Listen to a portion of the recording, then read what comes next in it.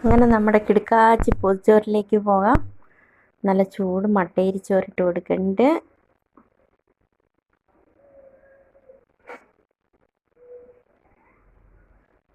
മാങ്ങ അച്ചാറുണ്ട്,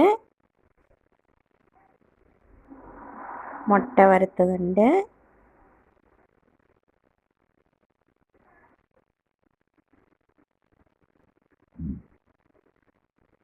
ചെറിയുള്ളിയും പുളിയും വെളിച്ചെണ്ണ ഒഴിച്ച ചമ്മന്തിയുണ്ട്,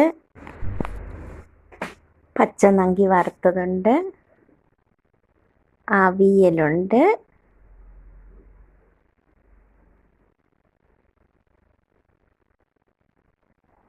പിന്നെ തേങ്ങാക്കൊത്തൊക്കെ ഇട്ട കടലക്കറിയുണ്ട്. അങ്ങനെ നമ്മുടെ കിടുക്കാച്ചി പൊതിച്ചോറ് റെഡി ആയിട്ടുണ്ടല്ലോ.